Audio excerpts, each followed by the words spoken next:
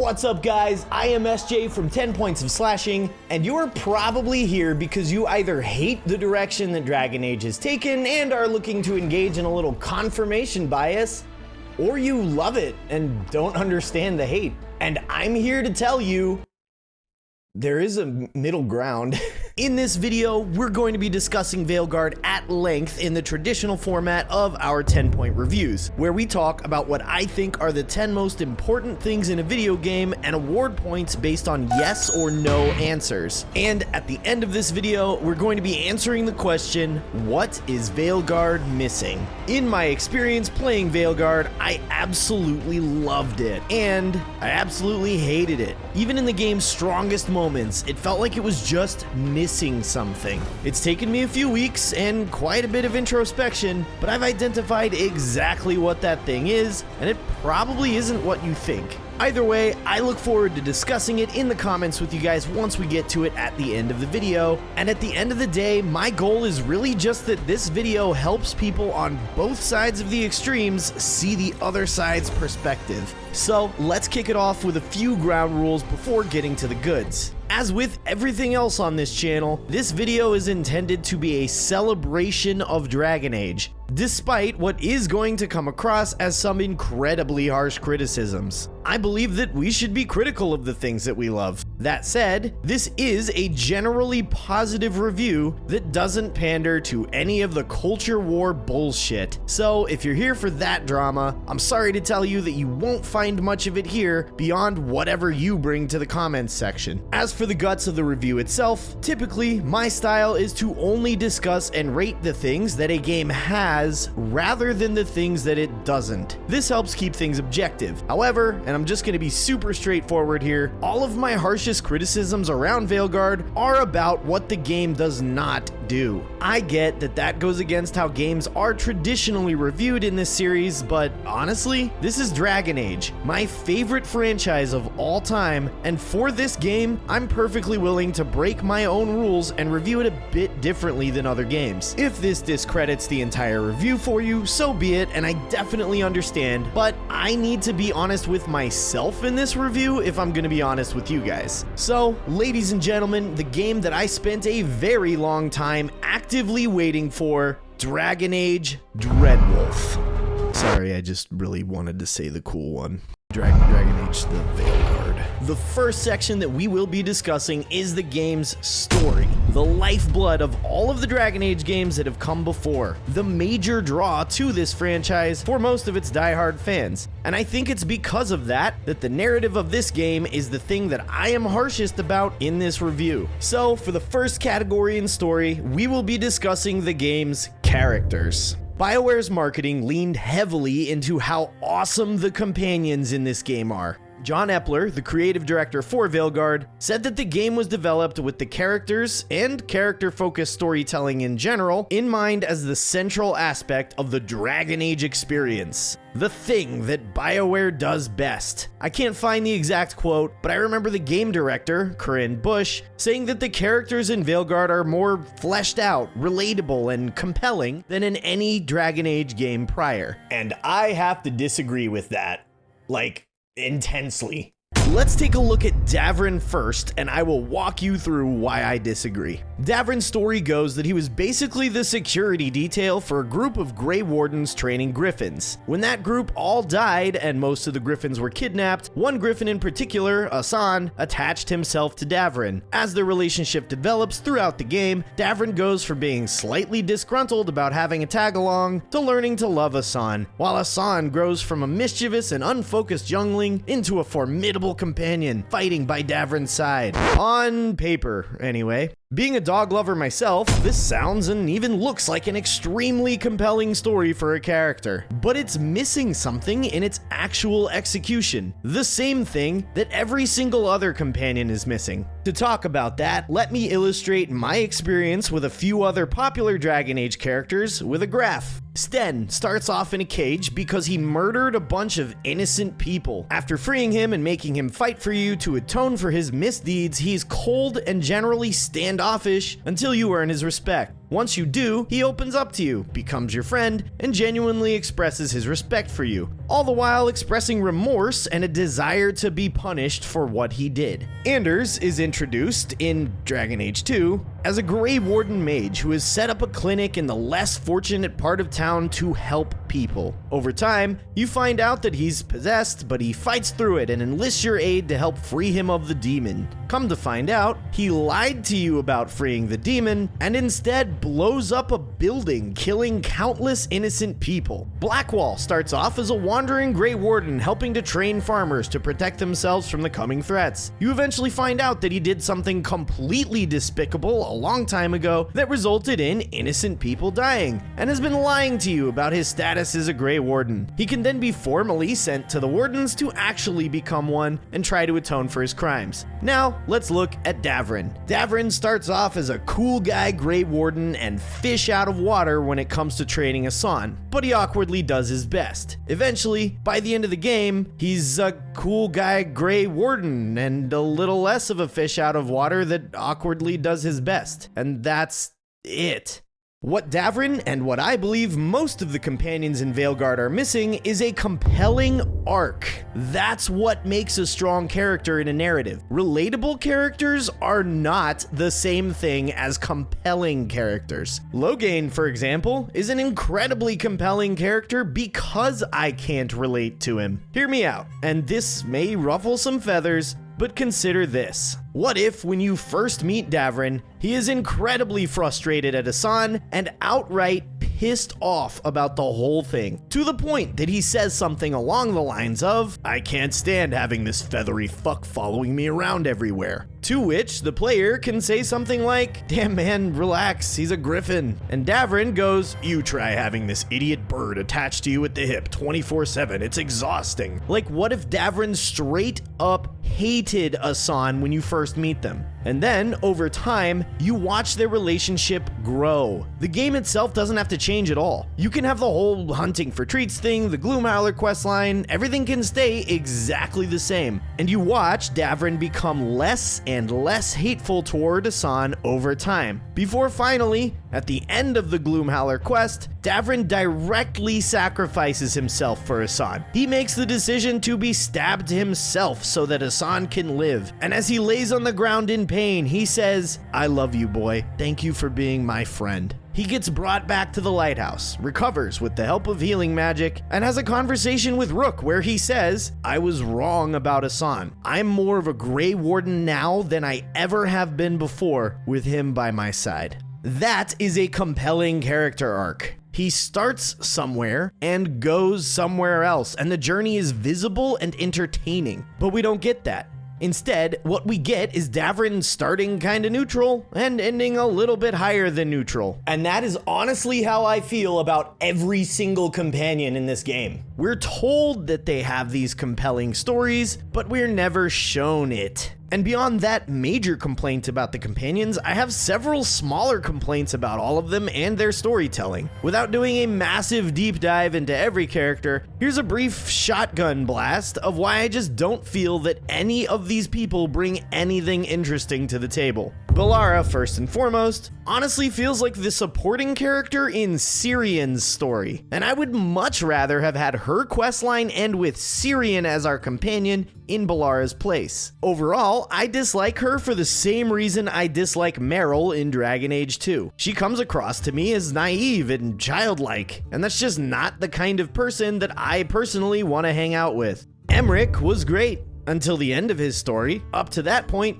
his whole thing was being terrified of death, and rather than giving the character the opportunity to look death in the eye and overcome his fear, rather than give him a moment of sacrifice that shows he's willing to directly face his fears and thus grow as a character, his story ends with him accepting that death is a part of life by becoming immortal and avoiding death entirely? But if he decides to bring his friend back, knowing that he will die because of it, the ultimate acceptance of death and demonstration of his love for those in the world of the living, Emmerich is refused lichdom. This just feels so backwards to me, dude. It feels like Emmerich's character was cheated of an incredible growth opportunity. Lucanus has a literal demon living inside of him, and I feel like that part of his character is incredibly underused from a narrative perspective. There's like 2 or 3 times that we see Lucanus having some kind of struggle with spite. The rest of the game, we're again told that he's struggling, and the struggles that we do see are pretty tame for a literal fucking demonic possession. Where's the screaming and the agony? Where's Lucanus fighting to not murder his friends because spite has taken control? It's just so bland. Tasha's entire character is their relationship with their mother and learning to accept themselves for being non-binary, which is great. I have no issue with that. What I do have an issue with is the fact that the writers left no room for any other kind of character development or arc in Tosh. So much time was spent defining that conflict for them that there's nothing else of interest to this character. So, chances are, if you can't connect with Tasha's internal conflict or struggles with their mother, there's nothing about this character that's interesting to you. Their entire character is a message to players, which I just don't think is good from an immersion-focused narrative perspective, and we'll get to that later. Nev is a detective that does detective stuff, which is pretty cool, I guess. We're constantly told that she has these crazy stories, that her life as a detective is not a short story, but we never get that story. We get little hints and tidbits of her life before the Veilguard, but there's never any campfire chats with her where she tells you the gruesome details of one of her many jobs gone wrong. You're never able to ask her about her stories. There's never any opportunity to connect with Nev as a person. You just connect with her as a member of this particular team. Any friendship with Nev feels shallow, like she's holding back, not giving you the whole story. And finally, Harding, the character that was chosen to be a companion in this game so that players returning to the franchise from Inquisition had someone to connect to right away. Somebody they could look at and say, man, I went through some real shit with her. A character that fought side by side with and went behind enemy lines to gather intelligence for one of Theda's most legendary figures. Somebody that has seen some of the most terrifying horrors of this world firsthand and come out the other side. Somebody who is accomplished, weathered, grizzled. Somebody who's already saved the world once. And for that absolute fucking badass of a character, the trait that the writers chose to highlight in her was a complete and utter lack of confidence and a compulsive and toxic people-pleasing attitude? What? With all of this said, don't get me wrong. I know it sounds like I'm just completely shitting all over these people. There are things that I do genuinely love about these characters and some of the other characters in the game. And I promise I'm gonna have far more positive things to say in future categories, but as a general rule, I just don't like these people, man. I will not be awarding the point in this category due to the lackluster companions alone. Now, there is one other character I didn't discuss that I feel is the most important character in all of Dragon Age, and I'm actually going to be discussing this character more at length at the end of the video. For now, let's move on. I'm already tired of having negative shit to say, and the faster we finish this section, the faster we can get to me fangirling over this game.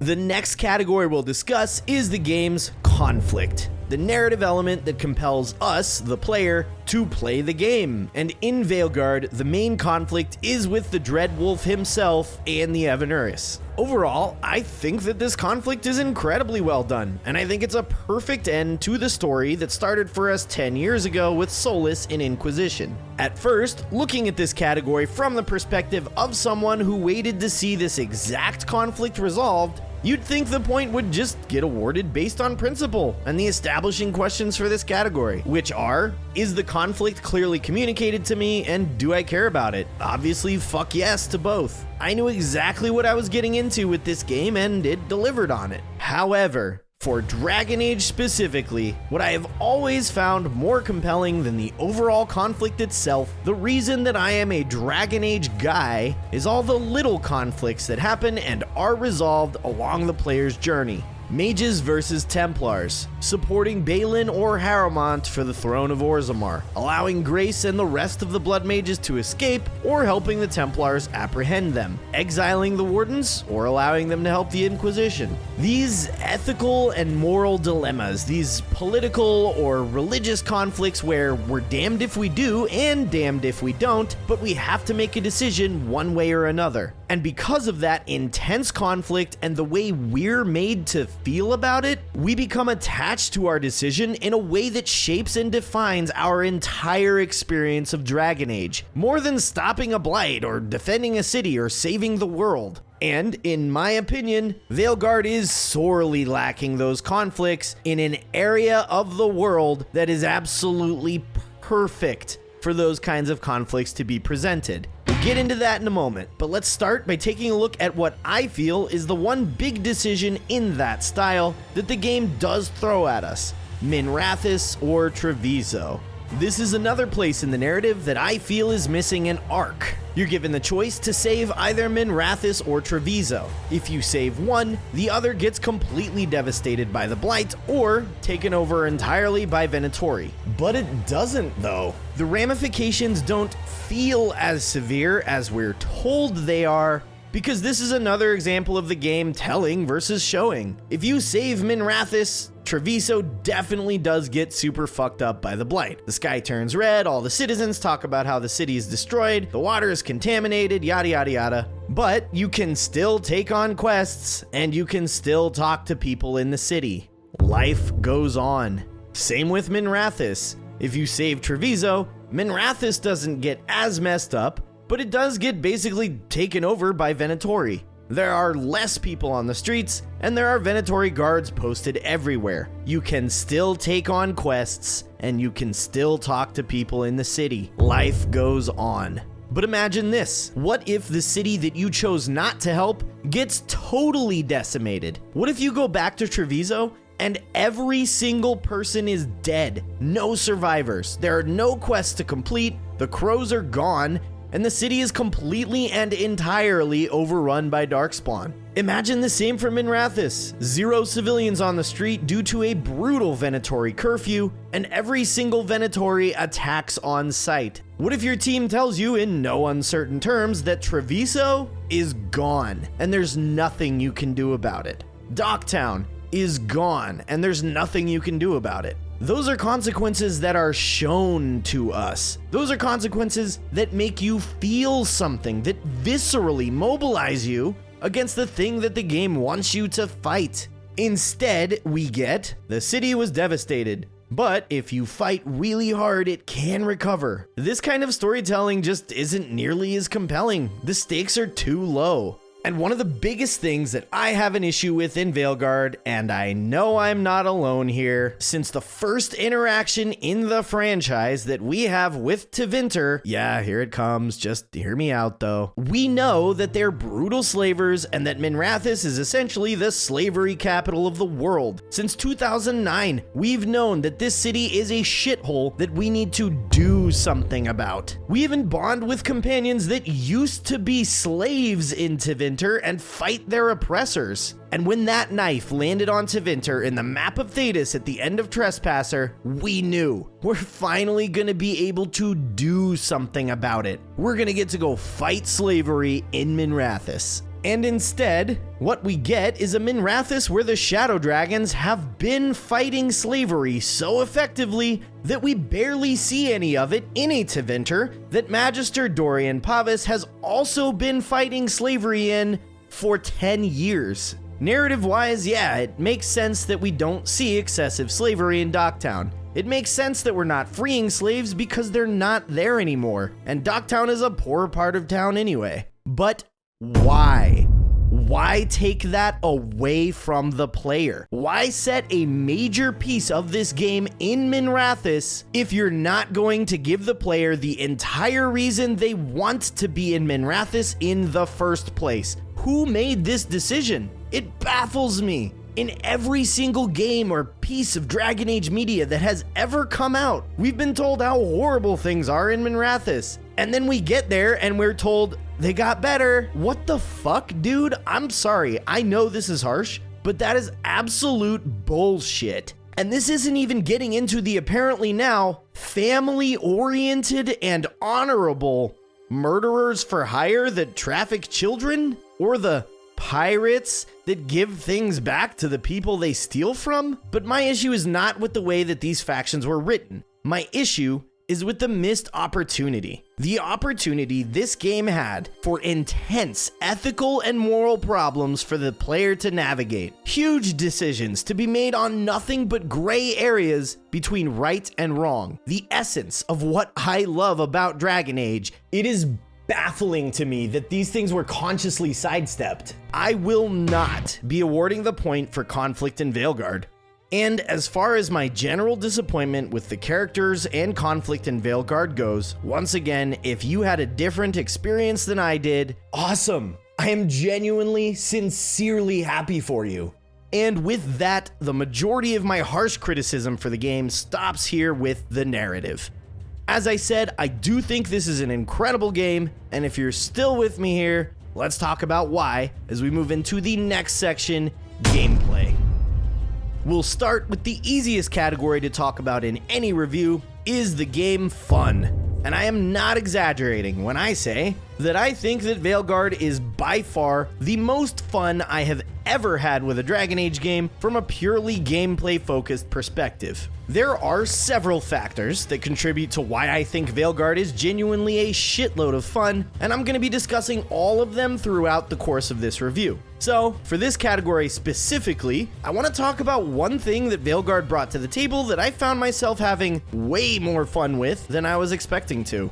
Veilguard has reintroduced character origins to Dragon Age in a way that hasn't felt this compelling since the first game. And I think a lot of that has to do with the faction-specific areas, gear, and the way that vulnerabilities and resistances work against certain enemies. Yes, I totally get the complaint that you can't play through the backstories, but I was able to roleplay in Veilguard in ways that I haven't been able to since Origins. I've been able to invest in the specific areas and environments of the game because my character had an established investment in those areas. I've been able to deck my character out in faction-specific gear, which helps tip the scales when I encounter the enemies of that faction that are vulnerable to the damage type that my gear buffs, which makes me feel way more personally invested in the fight. There's origin-specific dialogue that pops up all over the place throughout the course of the entire game, and sometimes people reference it unprompted. All of this just makes you feel like your choice and backstory mattered and is playing an active role in the narrative.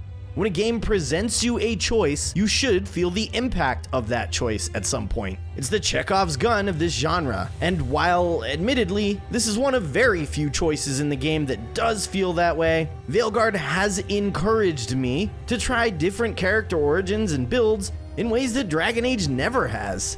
Now, the argument could be made that Veilguard actually stifles the player's ability to roleplay by establishing an entire backstory for Rook, no matter what origin is selected, that may contradict things the player has come up with. However, every Dragon Age game has provided a concrete backstory for the player in one way or another, and a blank slate protagonist is just not something I look for or want in a Dragon Age game to begin with. I play Dragon Age to be a Grey Warden, or to be Hawk, or the Inquisitor, or a Morn Watcher or Shadow Dragon. And I personally love that the game establishes your life as one of those things prior to the events of the game, and maintains that narrative throughout. If I want a blank slate, I play Skyrim or D&D. To be fair, the way they deliver that backstory is yet another example of tell versus show, but that's the case with other games in the franchise, so I definitely got more than what I expected. I've also heard the argument that having a choice in morality is a staple of the role-playing game genre, and that since Veilguard is missing that, it doesn't have great role-playing.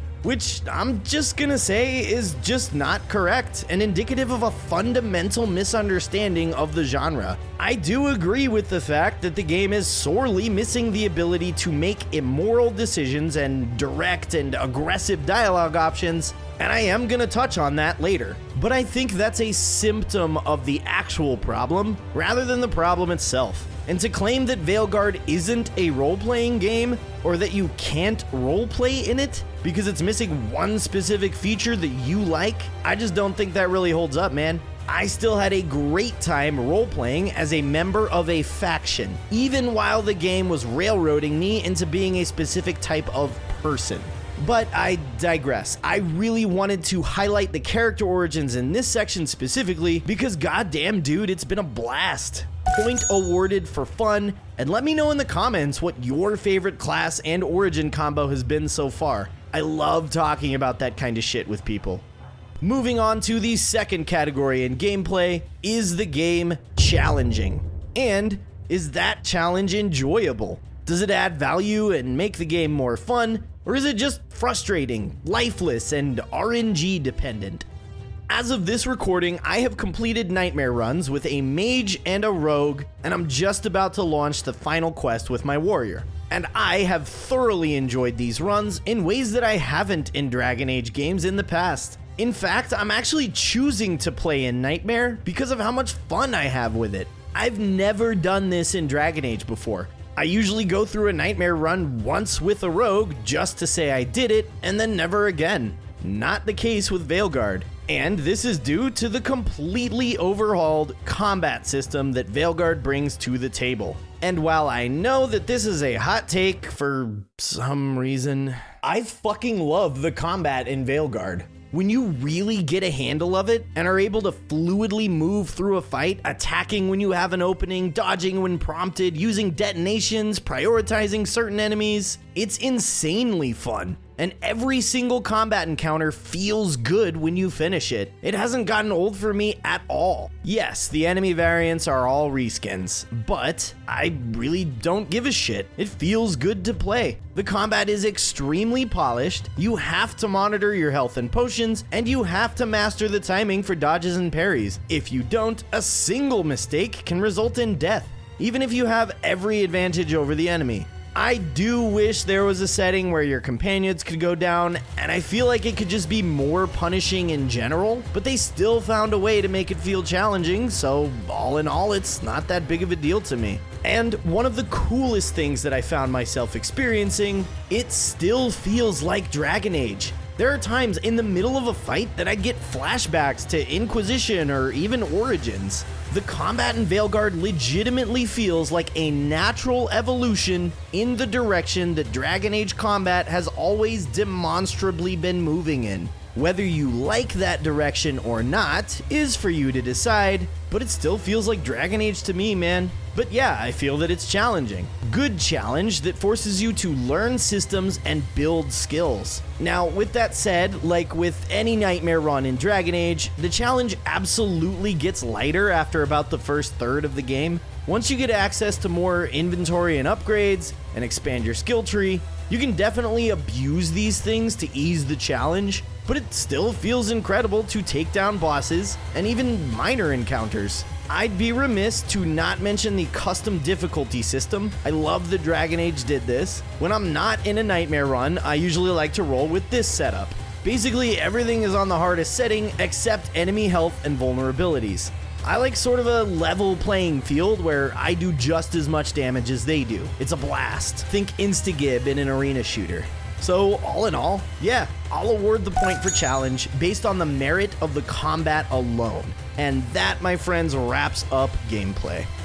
The next section we'll jump into is the game's mechanics. While the last section is designed to discuss the gameplay in general, this section is where we talk about the individual systems that make the game tick, with more of a focus on innovation. So, the first category in mechanics, we have to identify what Veilguard brings to the table that gives it its own personality, the mechanics or systems that make it unique, and then ask the question, do those mechanics bring meaning and value to the game overall? Do they make the game more enjoyable to play, or are these systems just there to be there and don't actually add anything to the experience?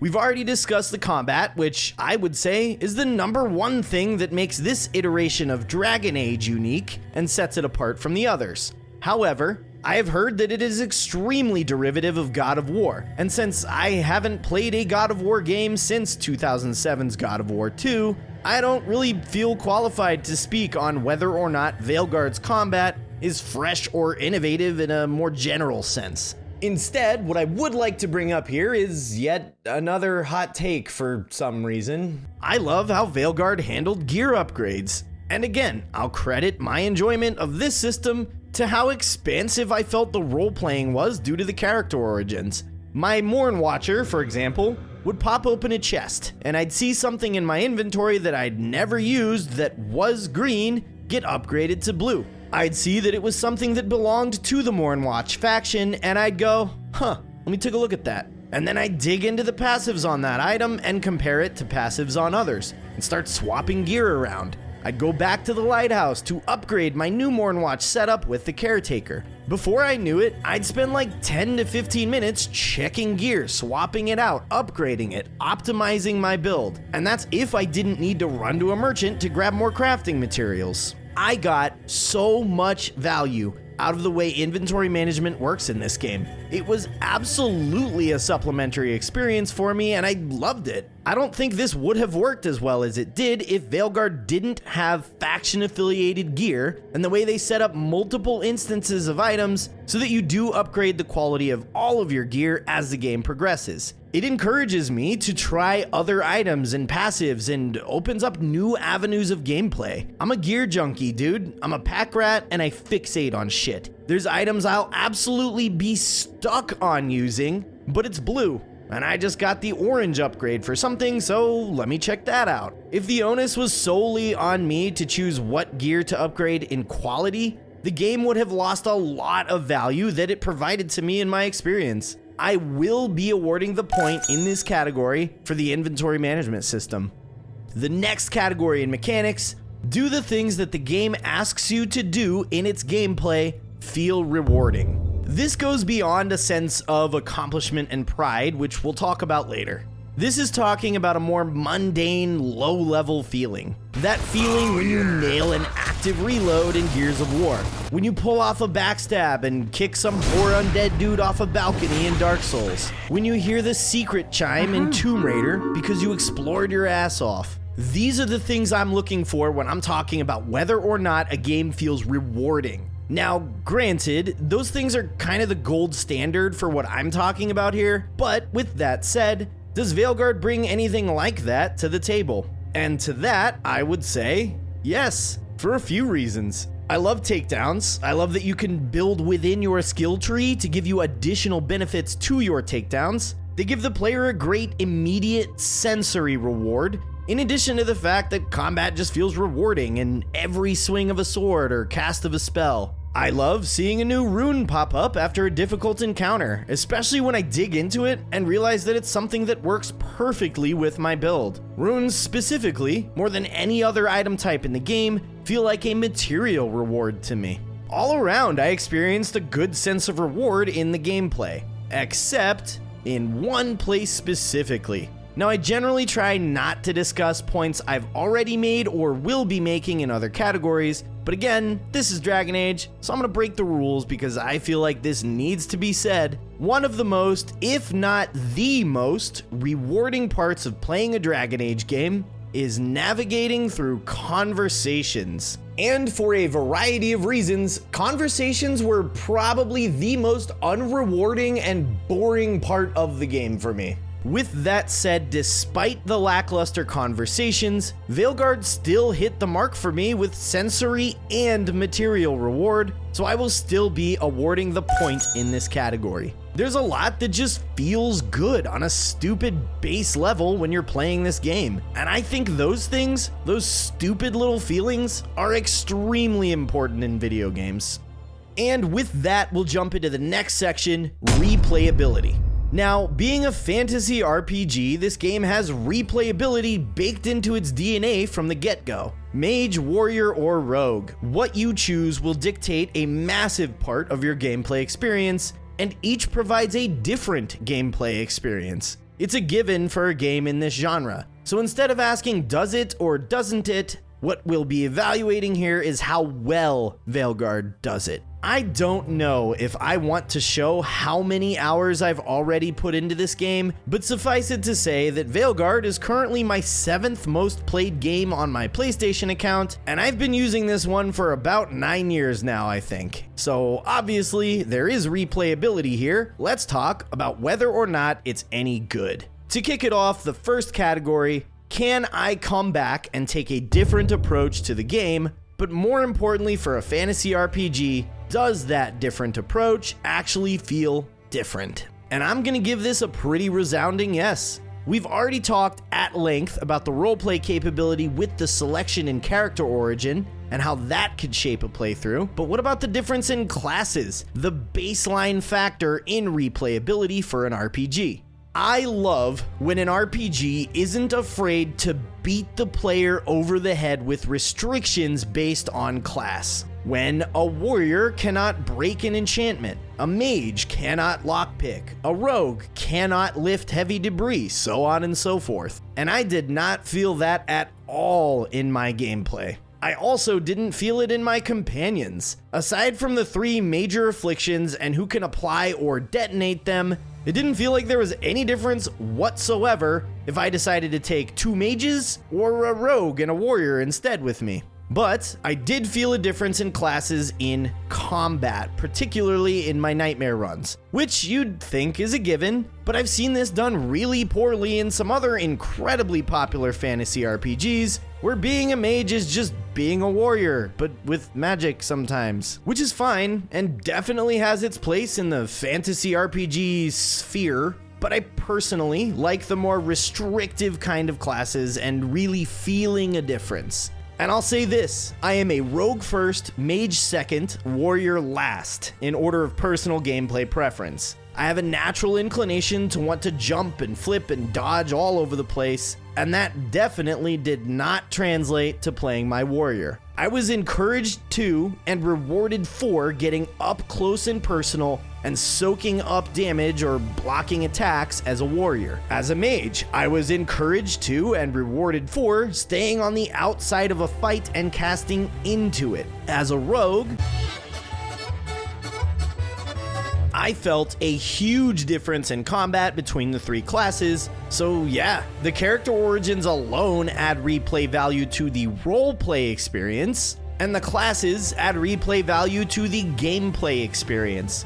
Point awarded here. Though I do have to say, I miss the more brutal class restriction of the Dragon Ages of yesteryear. Also, as a last point here, I feel like it's time for Dragon Age to introduce an actual new game plus. Like, big spoiler here, but how cool would it be if you could jump back in and have special dialogue options where you can confront your hallucination of Varric for being a hallucination, but still have a conversation with him. Or where you can tell Nev and Lucanus that it doesn't matter which city you save because they'll both pretty much just be fine in the end. Just food for thought.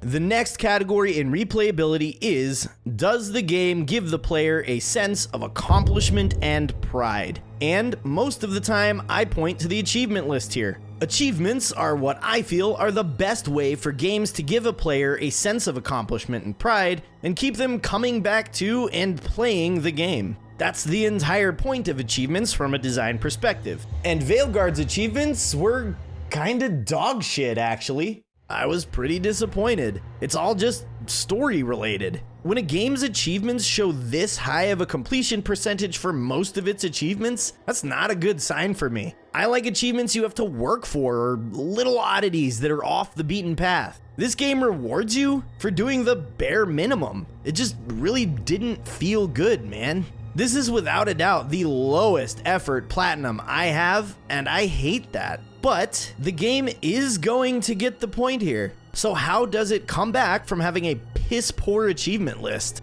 Nightmare runs. More things that I've already talked about, I know. But what I haven't really dived into is the feeling of finishing a combat encounter on Nightmare, especially in the first half of the game. Once you get through Fire and Ice, it's pretty tame. Even Elgernon isn't really a big deal if you capitalize on his vulnerabilities. But that is exactly my point. The game shows you its systems, gives you the means to make use of its systems, and then challenges you to do that and punishes you when you don't. That's why, even with most of the fights in the back half of the game feeling pretty trivial on Nightmare, I still felt a huge sense of accomplishment and pride, because I mastered the game's systems. Over the course of playing the game, I built a skill set and was able to demonstrate my proficiency in that skill set. Vulnerabilities, resistances, dodging and blocking, prioritizing targets, using combos, etc. All of the things I talked about in Challenge.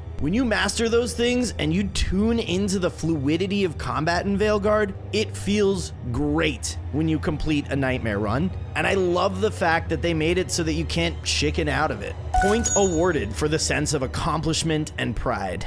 And with that, we move into the final section of this 10-point review, engagement.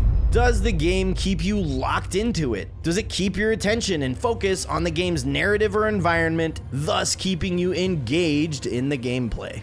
The first category in engagement is the obvious one. Does the game make me feel immersed in it? I am a really cheap date when it comes to immersion. When I sit down to play a video game to begin with, I'm looking to get into the zone, man. I'm actively trying to put myself in another world, and in a world I know as well as Thetis, in a franchise that I love as much as Dragon Age, that's ridiculously easy. I'll feel immersed as soon as I see the title screen.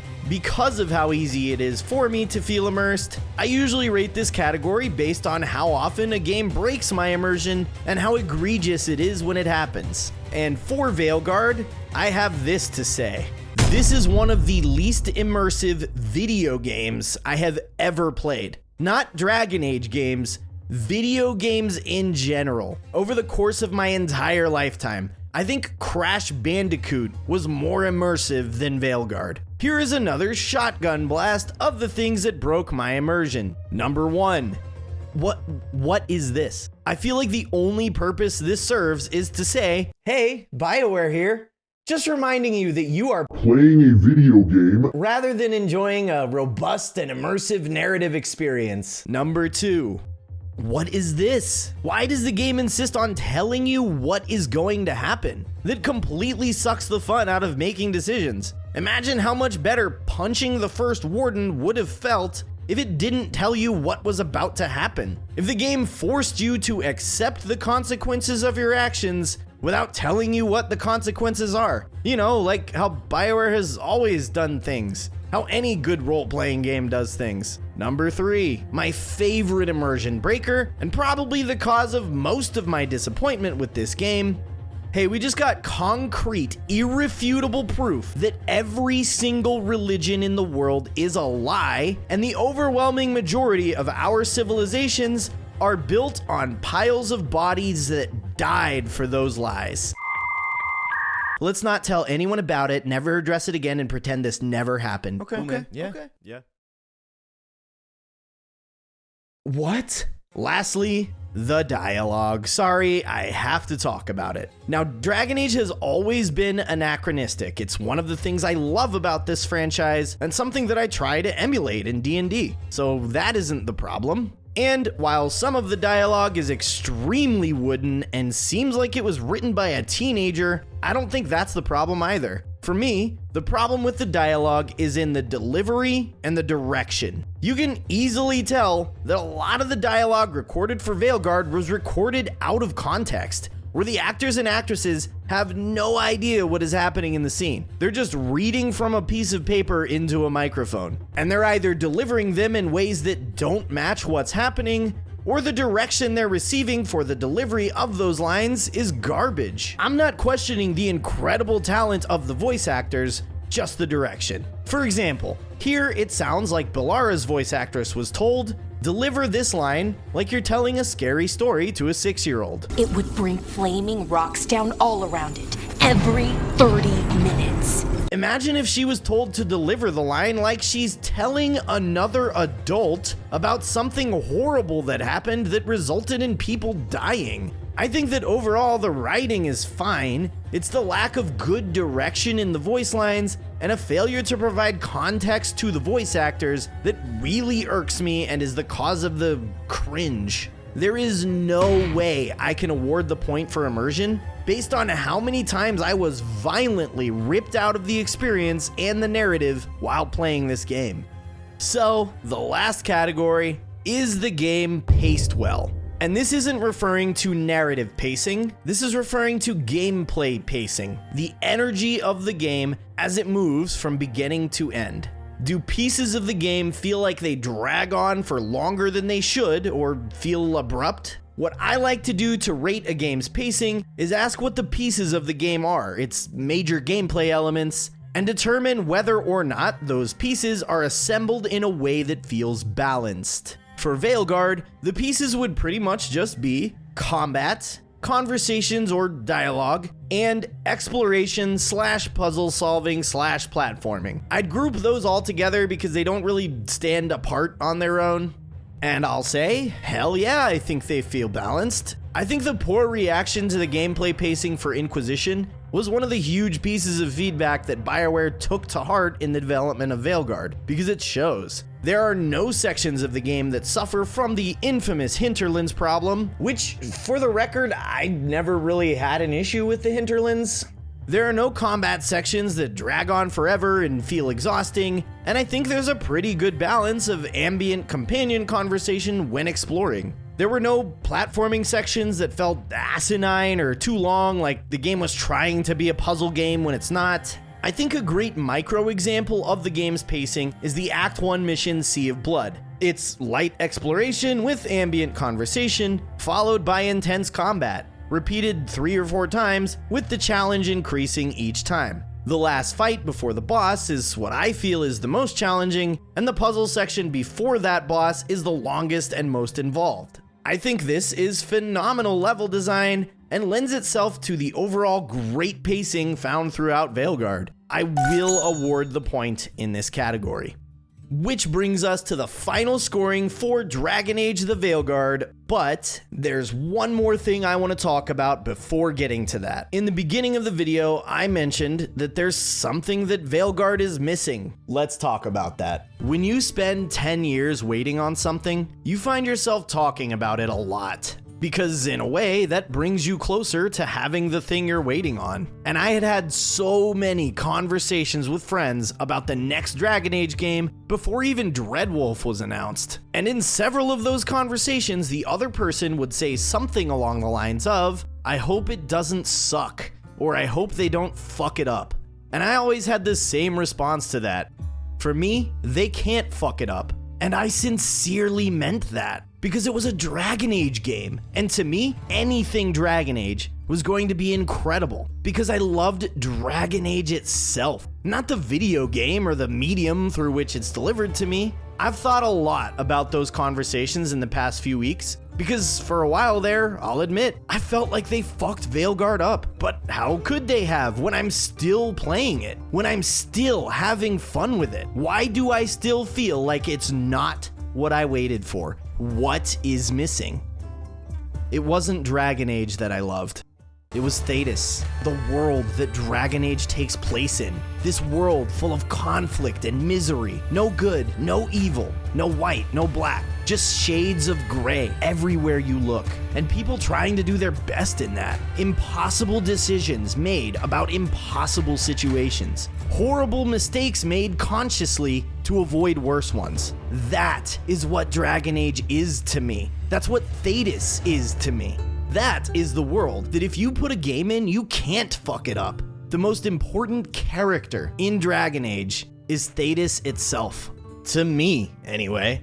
Dragon Age is so many different things to so many different people. For some people, it's a game about challenging strategic combat. For other people, it's a romance simulator. And you've got people that love Dragon Age for just about every other reason in between those two extremes. And I love Dragon Age for several reasons. That's why I had such conflicting feelings around this game. It does some things incredibly well, and others piss poor. But the biggest thing that drew me into this franchise is the narrative and a morally gray world where there is never a right answer. And for me, that is what Veilguard is missing. So, ladies and gentlemen, 10 Points of Slashing reluctantly awards Dragon Age the Veilguard a 7 out of 10.